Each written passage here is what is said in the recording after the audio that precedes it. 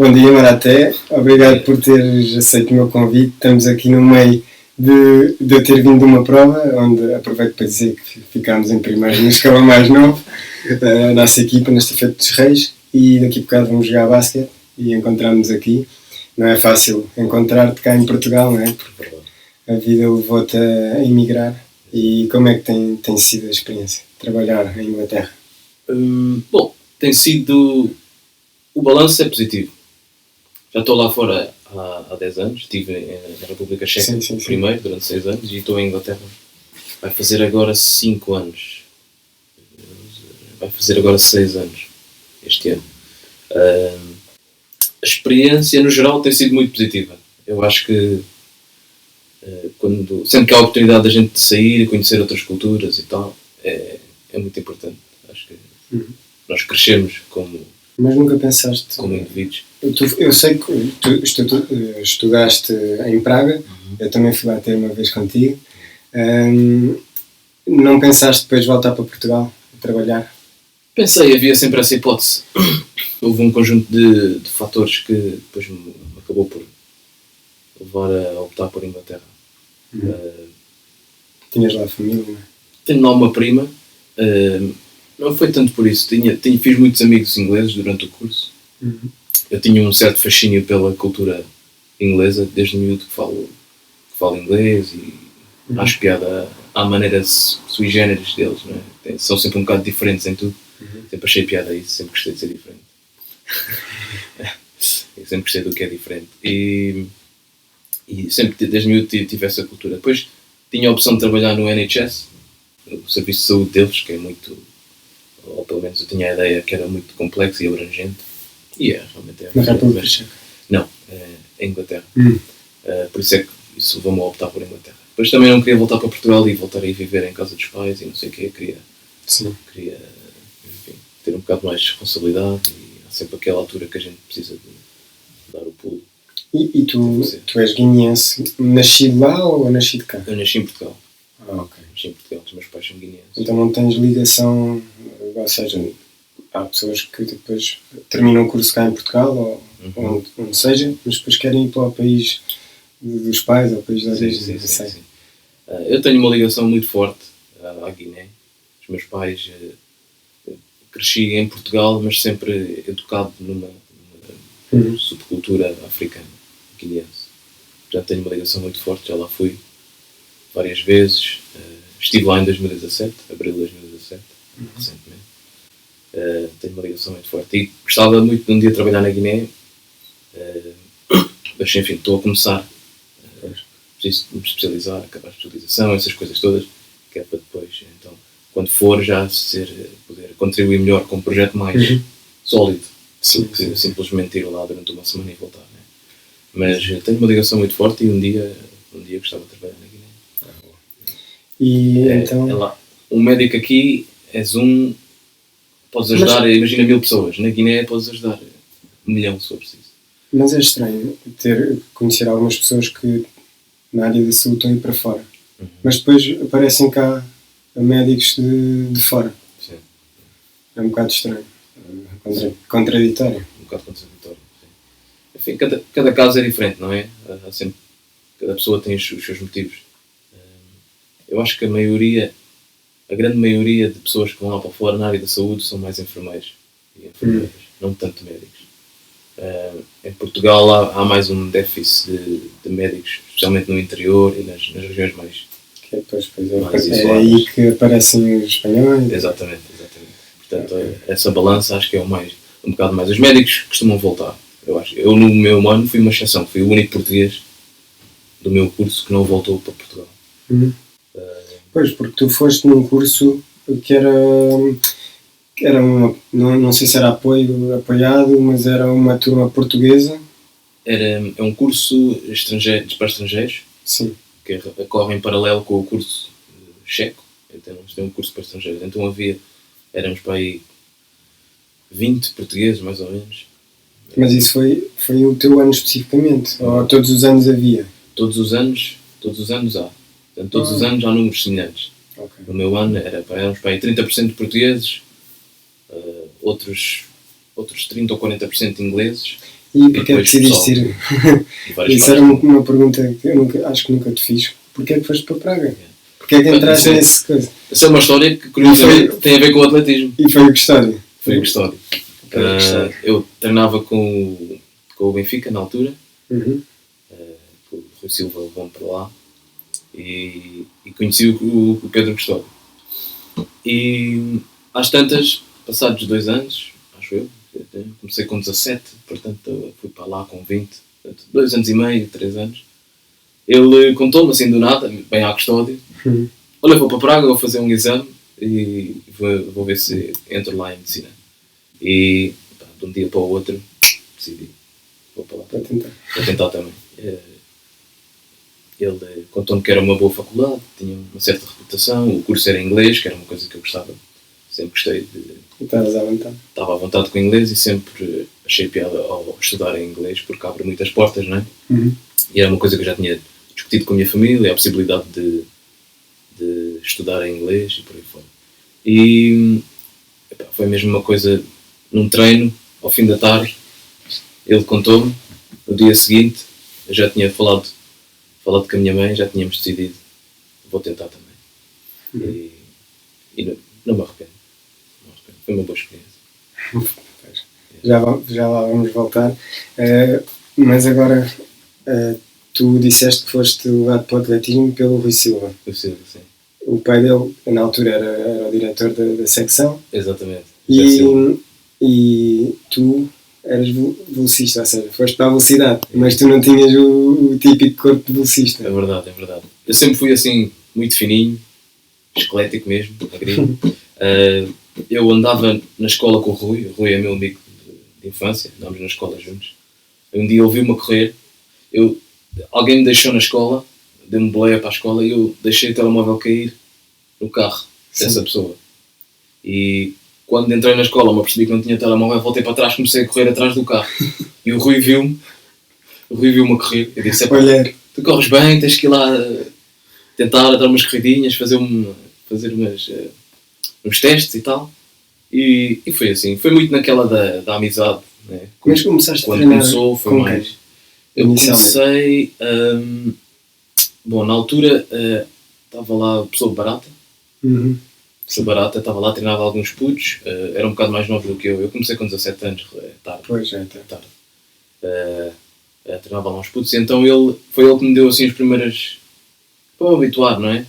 Àqueles movimentos técnicos que quando alguém não tem aquela base de atletismo, pode não ter, não é? A minha base atlética era o futebol, jogava futebol sempre que podia.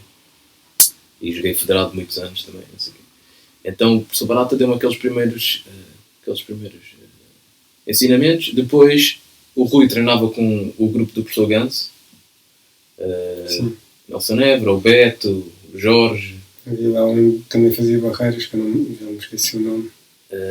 João Ferreira? Assim, não, um alto cabelo muito certinho, muito branquinho. Sim. Não lembro, eu sei que competia com ele. Acho que ele era André, qualquer coisa. Agora não me lembro também. Havia um André Carvalho também. Era um grupo muito porreiro. Sim. Uma onda muito porreira. Tudo boa gente. A Susana Costa. Então, os meus primeiros treinos a sério foi com eles. Porque depois a gente percebeu que, pronto, eu estava ali com o professor Barato, ele estava-me a dar umas boas dicas, uns ensinamentos importantes, mas o grupo era gente muito jovem, era muito mais novo do que eu, não ia dar para evoluir muito. Então comecei a treinar com o grupo do professor Ganso. E foi o primeiro ano, talvez o primeiro ano ou 2, acho que foi só um ano. Treinei com o professor Ganso e com os saltadores.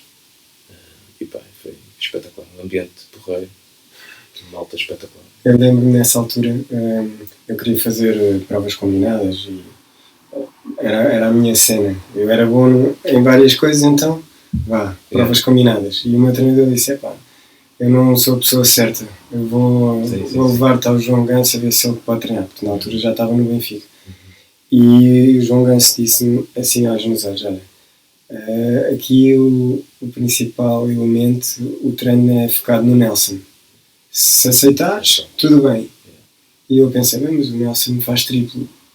E triplo não há no Decathlon. É melhor não. Pois, eu acho que todos nós tínhamos um bocado essa noção, não é? Ele é um treinador, Sim. principalmente de saltadores. Mas vá lá, os saltadores também treinam velocidade. Portanto, não é muito desfasado um do outro. E para quem está a começar, acho que até dá, não é? Mas depois foi também por esse motivo que passei a treinar com a Anabela, a professora Anabela Leite. Na altura ela aceitava atletas, não havia Exato. aquela questão de atletas do Sporting. Sim. Mesmo o professor Ganso treinava atletas de qualquer clube. Ele era treinador do Benfica, mas ele não tinha problemas em treinar outras pessoas. Porque depois a Anabela Leite tinha um grupo mais específico da velocidade. Alguns saltadores também, a Laura, a Sónia Carvalho. Sim. Mas principalmente velocistas e barreiristas. Rui Palma, treinámos juntos, treinava o João Ferreira. Aquilo construiu-se um grupo espetacular. Exato. Tanto eu como o Rui passámos a treinar com ela. E o Arnaldo. Depois passaram algum tempo o Arnaldo. O Arnaldo juntou-se também, quando ele foi do Benfica para o Sporting, nessa altura. Sim. Então passou a treinar com a professora Anabela. Era um grupo. O André Destapado. Podemos ir adicionando o Carlos Pinheiro, depois o Rodolfo. Um grupo espetacular. Era um grupo espetacular. Eu era o mais lento, era o mais inexperiente, o mais jovem, era o rookie lá. O mais fininho. E sempre para mim era sempre todos os treinos era batalhar, porque eu era o mais lento, estás a ver? Eu tinha que manter. Não os podia deixar fugir, basicamente. Sim. Então, psicologicamente era espetacular. Porque, para quem gosta de desafios, era espetacular. E depois o grupo, era tudo pessoal porreiríssimo. Fartávamos de rir. Estava sempre um bom ambiente. Mas também trabalhavam a sério. Sim, quando era para trabalhar, mas naquelas pausas de treino, que a gente tem no treino, era espetacular. E tu chegaste a baixar dos 11 aos 100? Tive o meu recorde pessoal, por acaso é 11.03. 11.03. Eu cheguei a baixar, era aquilo que os meus treinadores me diziam sempre: tu vales mais do que isto nos treinos.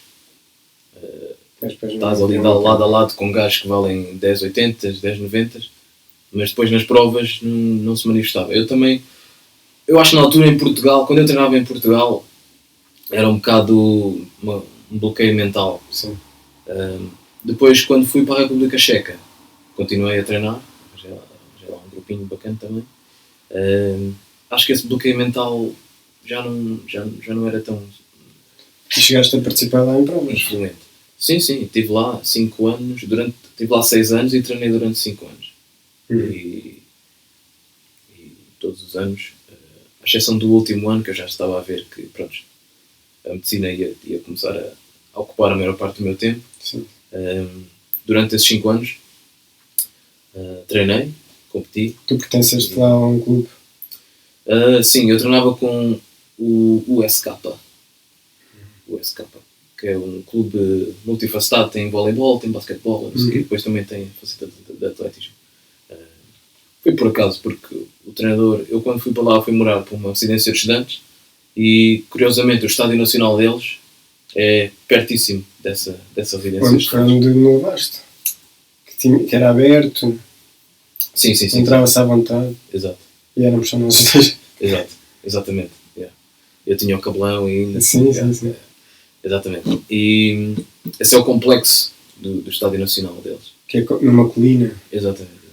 Eu subia a colina, ou descia a colina, eu estava mesmo ali a 5 minutos de treino. E pronto, um dos treinadores que estava lá, que nos aceitou, tanto a mim como ao Pedro Custódio, inicialmente. Não sabia que o Custódio continua a treinar. Continua a treinar. Ele é que, aliás, contactou o treinador, contactou a federação de lá, através da federação de cá, e eles sugeriram esse treinador. E então fomos treinar com ele. E treinei durante 5 anos e competi e melhorei muito nos 200 metros, por exemplo. O recorde pessoal também foi feito lá, 22.23. Essa marca é melhor do que os 11.03. É melhor do que os 11.03, sim. Que depois tem a ver também com aquele que estavas a referir, que o meu corpo não é o típico corpo de velocista, não é? E nunca tentaste 400? Tentei, mas fazia muito em estafeta. Sim. Não tanto em prova individual. Tanto é que nem sei quanto é que eu me recordo. Eu lembro-me que vocês no grupo da Anabela, no início da época, iam todos fazer 300 metros. Para ver onde é que estouravam. Ainda há pouco tempo falei disso. Vocês partiam tipo loucos e era a ver. As famosas séries. Yeah.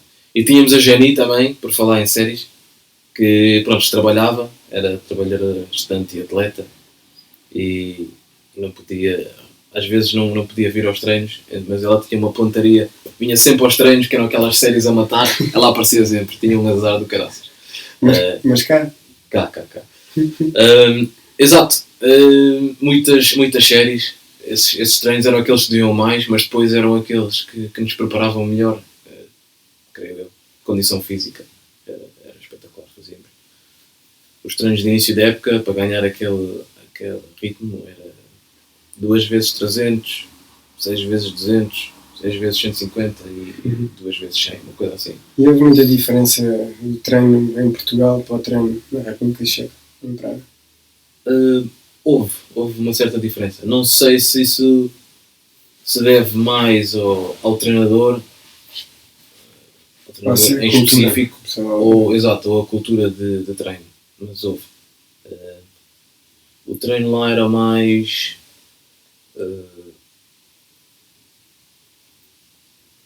era mais focado nos detalhes. Não tanto na...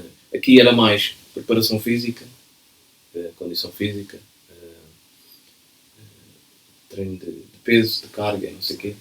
E depois... Isso foi uma grande diferença que eu vi na Polónia. Estive lá há algum tempinho. Era os velocistas, que eu via-vos a vocês no estádio universitário com cargas muito pesadas. Várias vezes via o Arnaldo e o João Almeida com 200 e qualquer coisa, fazer agachamentos ou quarto agachamento, e cheguei à Polónia e via os tipos a fazer com 120, muito rápido, muito dinâmico. E depois parecia que... como é que hei de explicar? Eu aqui, por exemplo, estava sempre fatigado, sempre com um cansaço. E lá sentia que queriam que tivéssemos sempre leves. Mais leves, sim. Leves para... Não sei. Não sei se foi especificamente ali naquele grupo de treino ou se é mesmo a cultura de treino. Eu acho que é um bocado de cultura de treino. E para quem é velocista, acho que faz mais sentido, não é? Tu precisas daquela massa muscular, é claro. Mas é aplicado. Mas a partir, exatamente, precisa de ser uma massa muscular mais reativa, mais levezinha, mais responsive, não sei como dizer em português, do que propriamente aquela massa pesada, de músculo hipertrofiado e por aí fora. Mas houve uma certa diferença, era mais focado nos detalhes, o treino era mais leve, o treino de musculação era mais leve, tal como tu dizes. Não havia tanto a coisa das séries, fazer séries sem fim, era muito mais específico. Mas, enfim, é sempre aquela... A gente nunca sabe se é por causa especificamente do treinador ou se é por causa da cultura geral. Mas pronto, com certeza cada treinador é influenciado pela cultura geral do atletismo do país onde se encontra. Não é? Sim. E é isso. E chegaste a ver, por exemplo, o Roman Chadwick a treinar? Não. Por acaso, eles apareciam só nas provas, porque esses grandes atletas lá na Checa, o Chevrolet, a Spotakova, mais aquele do Dart, como é que eles chamam? O Zé Lesny. Eles eram praticamente todos de um clube, que é o melhor clube. Do Dukla de Praga, sim. Então eles treinavam num estádio do Dukla, não é? Sim. Num estádio diferente. Como é um país muito frio, no inverno há grandes condições. As condições são muito boas. Têm muitas pistas cobertas. Também treinavas? Tem mesmo que ter. Nós também tínhamos lá ao pé. E claro, eles têm a equipa deles praticamente são praticamente individuais, né? Cada um tem o seu treinador e tal. Então nós víamos-los nas provas, só de vez em quando, só nas provas que interessavam. E raramente os víamos. Eu conheci uma rapariga da República Checa, quando fiz Erasmus, que me dizia que o Chevrolet, que não gostava do Chevrolet. E ela não tinha nada a ver com atletismo, mas conhecia a figura e não gostava, porque sentia que na República Checa os grandes atletas têm grandes vantagens, ou seja, o gajo tirou o curso sem se preocupar. Sim. E então ela diz, não gosto, eu tenho a vida muito facilitada. Há uma história do Zatopek, que quando recebeu um estrangeiro, um americano, na República Checa, já na década de 60, não sei, foram a um café, ele estacionou o carro mesmo mal parado, e o outro preocupado, então, mas aqui não se pode, isto aqui é a faixa de rodagem. Vão para o café, quando vão a sair, estavam a multá-lo. O Zatopek faz só bom dia. Não sei o quê, a cumprimentar e não... tudo bem, siga. Gasga o papel, sai. Epá, assim, no mundo do atletismo, é claro que os grandes atletas têm a vida facilitada, não é? Sim, mas depois na sociedade. Na sociedade. Bom, isso já não sei. Eu também não convivia com eles assim tão perto para poder julgar isso. A ideia que me dava é que eles eram muito respeitados no mundo do atletismo. Mas a ideia que me dava era que a maioria dos atletas gostava deles e estava orgulhoso de ter atletas a nível mundial. Sim. E recordistas mundiais e recordes quase impossível de bater. Que estavam muito orgulhosos disso.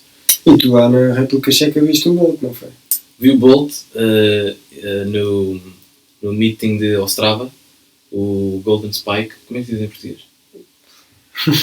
Bicos um bico duro. Zlata Tretra, como eles dizem.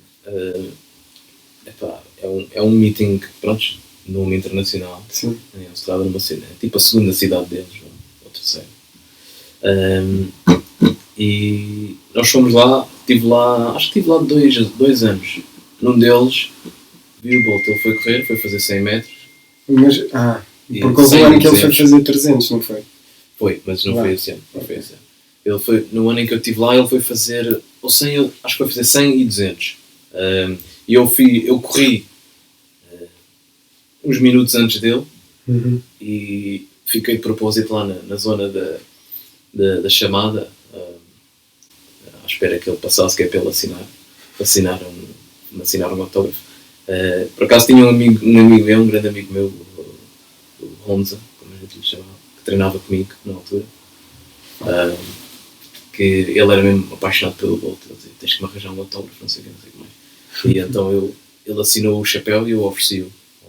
Então ficaste sem... Eu fiquei sem autógrafo. Mas para mim autógrafos não são aquela cena. Se tivesse a oportunidade de tirar uma foto na altura, isso acho que é espetacular. Pois, autógrafo.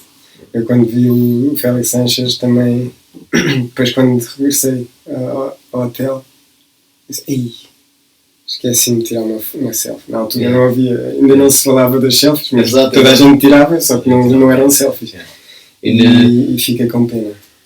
Nesse mesmo meeting, por acaso foi, acho que perdi um bocado a oportunidade de bater o meu recorde pessoal, porque eu ganhei a minha série, acho que fiz, agora não me lembro, acho que foi 1.07 ou coisa assim, se não me engano. E era daqueles, estava nervoso, mas era porque era um ambiente bem grande que eu não estava habituado. Mas sentes ali qualquer coisa que também uma adrenalina extra. Exato. A primeira vez que eu fui ao Nacional também nunca consegui replicar aquela adrenalina. Depois todas as outras nacionais era tudo muito... já era o mesmo. Já era do mesmo. Nunca tive aquele extra. E aí podias ter-te superado. Devia-me ter superado. Perdi um bocado. Mas depois é muito interessante porque eles põem lá as estatísticas dos blocos. Do tempo de reação e não sei o quê, e eu fui lá ver, espetacular. Acho que dá outra, porque eu em Portugal nunca teria tido essa. Eu acho que só tive uma vez esse tempo de reação, mas nos 400 barreiras não é muito importante. É muito importante, Fui lá ver e fiquei todo orgulhoso, eu tinha o tempo de reação mais rápido. Fiquei todo orgulhoso. Mais rápido até que o Bolt, de certeza. Isso já não direi. Eu não corri na série dele. Sim, mas normalmente as pessoas Sim. identificam-no como sendo tendo a reação lá. Ele não precisa. Sim, não precisava, agora já se retirou. E qual foi o teu momento alto? O que para ti foi o momento mais fixe da tua carreira enquanto atleta? Para mim, o momento mais fixe, por causa. Eu tenho Estava-me aqui, a lembrar agora. tenho aqui um. Para mim tem de ser quando fomos à Suíça com o Benfica, a taça dos clubes campeões europeus. Acho que foi 2005. Foi. Não foi? É precisamente esse que Foi o ano antes está de eu ir. guardado na memória. Foi o ano antes de eu ir para Praga. Fui para Praga em 2006. Eu estava com uma gastroenterite brutal. Estava a fazer vara, desgracei-me todo. E depois estava lá a malta toda divertida e eu a sofrer. Yeah. E depois, não me esqueço de quando vocês subiram ao pódio porque entregaram as estafetas no jantar. Exato. Nós fomos aos 4 por 100, era eu, o André Estapado, o João Ferreira e o Rui Silva. E venceram. E ganhámos a estafeta dos 4 por 100. Espetacular. Eu acho que foi um sentimento que dificilmente vai ser igualado. Porque vocês, durante o dia, iam entregando, não teve aquele impacto de estarmos todos sentados Sim. à mesa a ver a entrega. Yeah. E vocês os 4, tu fizeste aquele espetáculo. Bom, mas já, eu sempre gostei da estafeta, particularmente. É a minha prova preferida. O Rui também acho que era. 4 vezes 100 é a minha prova preferida de sempre. Eu sempre gostei do espírito de equipa, estás a ver? De ser 4 velocistas ali, da passagem e disso tudo. Tem um bocado de técnica, não é só largar a correr, tem um bocado de técnica nas entregas e não sei o quê. Sempre adorei os 4 por 100.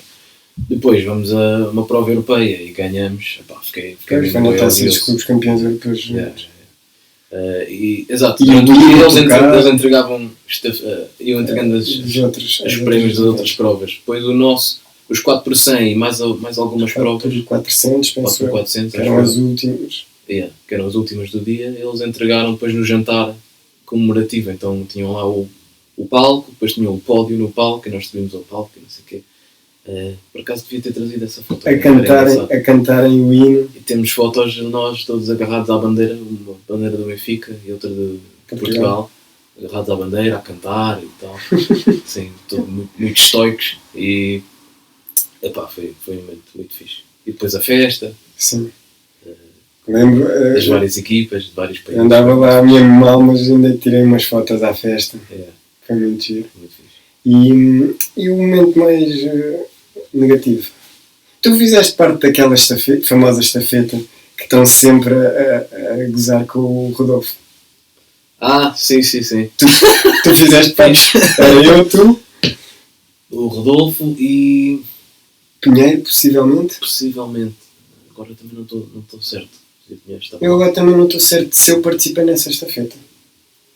Eu acho que sim. Eu não sei. Eu acho que sim, porque aquilo foi Mas há de haver aí fotos. Há de haver aí fotos. Esse foi foi mais um momento caricato do que propriamente um mau momento. Eu não considero um mau momento se calhar o Rodolfo tem uma opinião diferente, né? Mas eu não considerei propriamente um mau momento de carreira. Isso foi em que prova? Foi Campeonato Nacional na prova do Varzim. Era os campeonatos nacionais.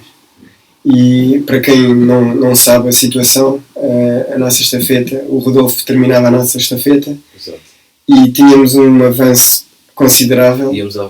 Estávamos em primeiro. Estávamos em primeiro e o Rodolfo começou a celebrar a 60 metros do fim, ou a 70, começou a celebrar levanta antes da meta. O stick, ou o batão, como é que se chama? O testemunho, começa a levantar, só que esqueceu-se que faltava a celebrar e a apontar para o público e tal. Mas depois foi passado. Havia um tipo que estava muito próximo, passou. Porque essa equipa que nos ganhou não participou em mais nenhuma prova. Eram 4 elementos só para estafeta. Então estavam todos fresquinhos, enquanto nós... Pois. Eu tinha feito nesse dia... Não, tinha feito no dia anterior 400 barreiras, depois tinha feito vara, depois estafeta. E o Pinheiro com certeza 400, 200, Sim, sim, e sim. tu Eu 100, ia sempre aos 200. 200. 200 era a minha prova. Ia sempre aos 200, às vezes também fazia 100. E fazia, muitas vezes, fazia os 4 vezes 100 e os 4 vezes 400. E tiveste alguma lesão grave? Não tive lesões praticamente nenhumas. Na altura em que estive na República Checa, houve uma altura que o meu joelho estava-me a dar dores muito, muito esquisitas, ninguém conseguia perceber o que era aquilo. E eu tenho um bocado os pés chatos, então tenho tendência a fazer fasciite plantar. Sim. Então isso eram duas coisas que me lembravam um bocadinho, mas nunca se pode chamar assim uma lesão de algo que me fez parar de treinar mesmo durante muito tempo. Não, eram duas coisas que me chateavam, mas eu praticamente não tive lesões. Portanto, desse ponto de vista tive muita sorte. Se bem que ontem estava a falar com um amigo meu do atletismo que me dizia, mas tu tens tido problemas? Não, mas também, se calhar é por isso que eu também não estou a evoluir, óbvio, porque não estou a testar o meu corpo ao limite. Levar ao limite, pois, é verdade. As lesões nunca sabe.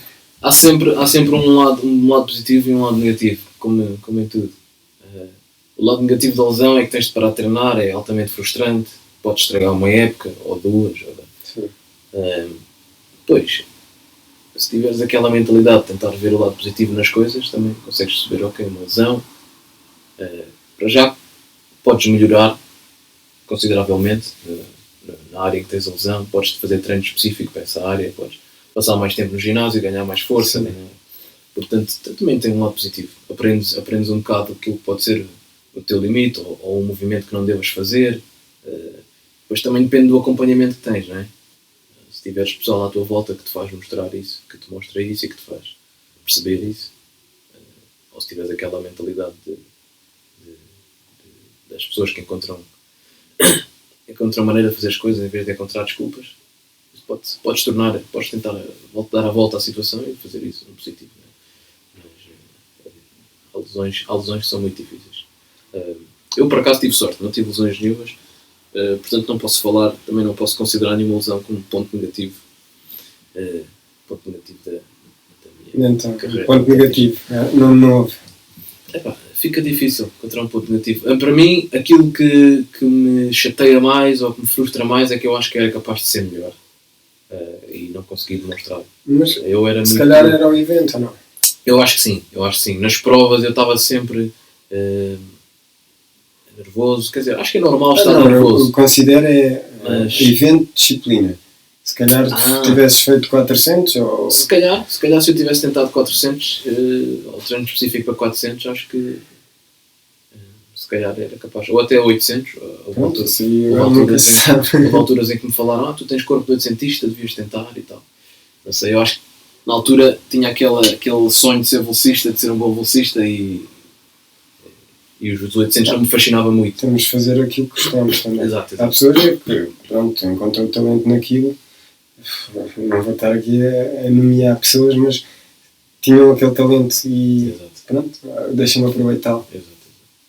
Há pessoas que têm a sorte de serem extremamente boas naquilo que gostam e se calhar às vezes eu se calhar seria bom numa coisa que não gostaria tanto, tipo 800 e coisas assim.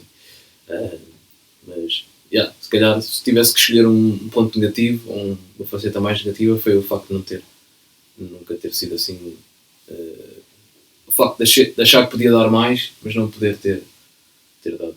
Também na altura em que eu comecei, é uma lição, não é? Exato. Na altura em que eu comecei era difícil, eu estudava, trabalhava e treinava quando entrei para a faculdade aqui em Portugal.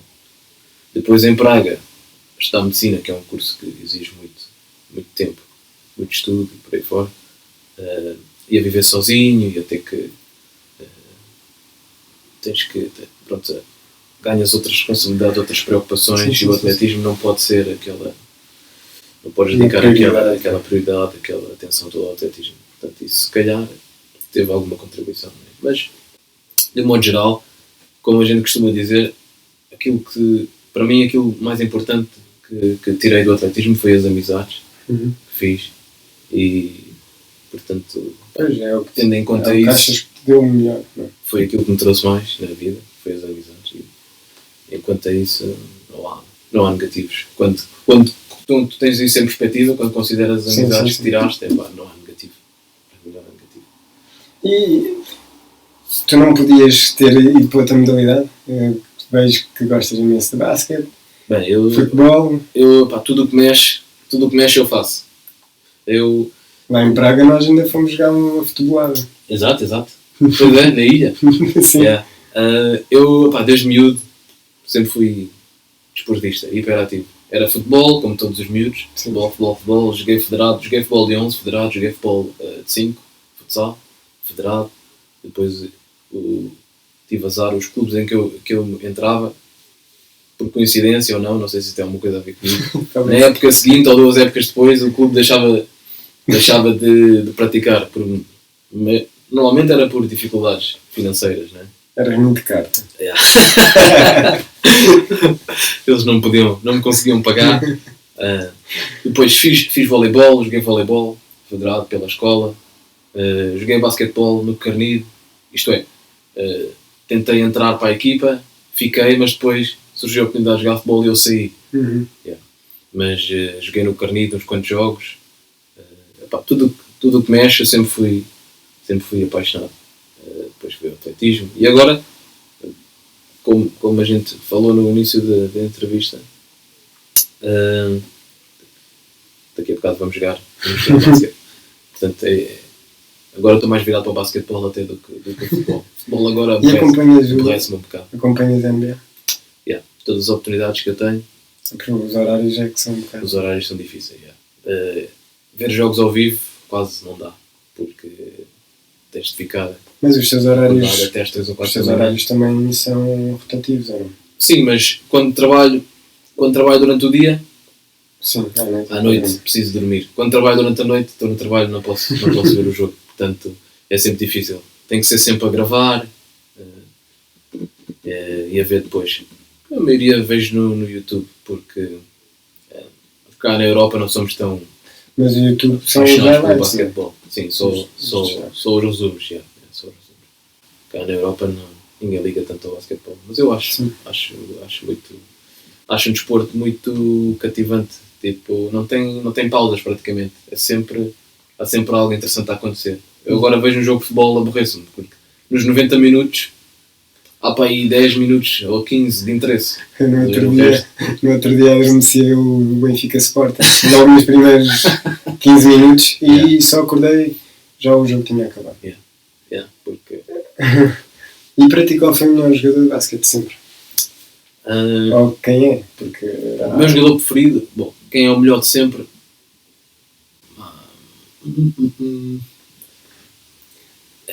Se calhar Michael Jordan. Também há o Kareem Abdul-Jabbar. Foi espetacular. A maioria das pessoas não conhece porque ele já foi há muito tempo, mas era um jogador. Era impossível pará-lo praticamente. Mas depois há sempre aquela comparação de, na altura, uma pessoa muito bem preparada e os outros não estavam ao nível, porque não havia treino tão... E então, é a mesma coisa que quando se fala de Eusébios e naquele tempo... Sim. Não, eu acho que isso é um bocado injusto. Tipo, estás a dizer, ele só era bom porque... Exato. Basicamente as pessoas estão a implicar que ele só era bom porque os outros eram uma porcaria. Não é bem assim.